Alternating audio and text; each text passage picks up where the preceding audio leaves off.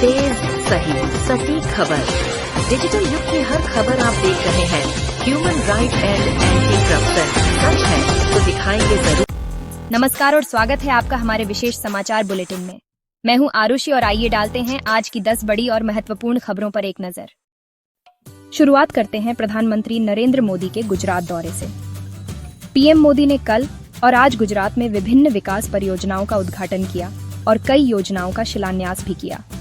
दाहोद में उन्होंने एक अत्याधुनिक लोकोमोटिव विनिर्माण संयंत्र राष्ट्र को समर्पित किया और 9000 हॉर्स पावर के इलेक्ट्रिक लोकोमोटिव को हरी झंडी दिखाई। इसके अलावा उन्होंने शहरी विकास, स्वास्थ्य और जल आपूर्ति से संबंधित कई महत्वपूर्ण परियोजनाओं की शुरुआत की और प्रधानमंत्री आवास योजना के तहत 22,000 से अधिक आवास इकाइयों को भी समर्पित किया। दिल्ली की एक अदालत से बड़ी खबर आ रही है। भारतीय कुश्ती महासंघ के पूर्व अध्यक्ष और बीजेपी के पूर्व सांसद बृजभूषण शरण सिंह को बड़ी राहत मिली है।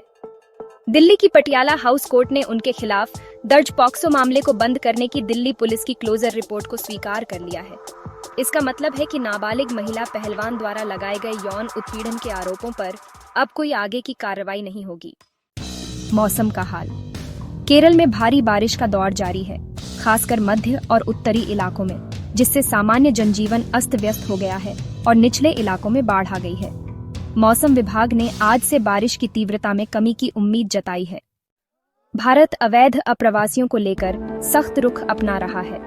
एक वरिष्ठ सरकारी अधिकारी के अनुसार 160 से अधिक बांग्लादेशी अप्रवासियों को एक भारतीय वायुसेना के विमान से गाजियाबाद से अग्रतला ले जाया गया है ताकि उन्हें पड़ोसी देश बांग्लादेश भेजा जा सके।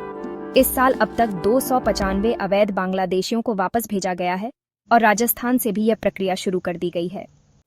राष्ट्रीय सुरक्षा सलाहकार अजीत डोभाल के रूस दौरे को लेकर एक अपडेट है। मौसमी फ्लू के कारण उनकी प्रस्तावित मॉस्को यात्रा को रद्द कर दिया गया है।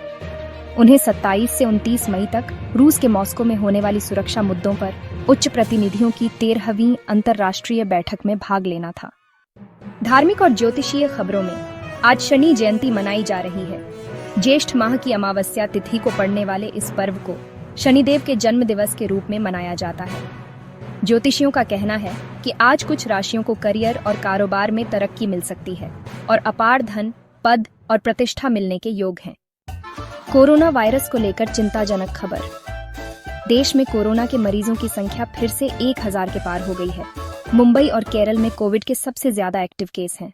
जेएन केंद्रीय औद्योगिक सुरक्षा बल सीआईएसएफ से जुड़ी एक प्रेरणादायक खबर।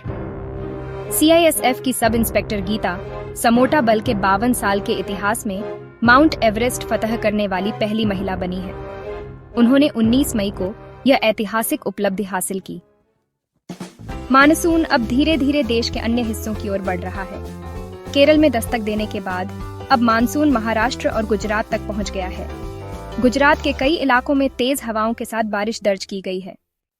अरब सागर में एक जहाज डूबने के बाद केरल सरकार ने राज्य के तटीय जिलों, खासकर अलाप्पुझा, कोल्लम, एर्नाकुलम और तिरुवनंतपुरम में सतर्कता बढ़ा दी है। लाइबेरियाई ध्वज वाला जहाज MSC ELSA 3, MSC ELSA 3 डूबने के बाद राज्य में आपातकाल की घोषणा की गई है। डूबे हुए जहाज के कुछ कंटेनर तट पर बहकर आ गए हैं और तेल रिसाव का पता लगाने के लिए भारतीय तटरक्षक बल द्वारा हवाई निगरानी भी की जा रही है। इसी के साथ आज की 10 बड़ी खबरों का यह बुलेटिन यहीं समाप्त होता है।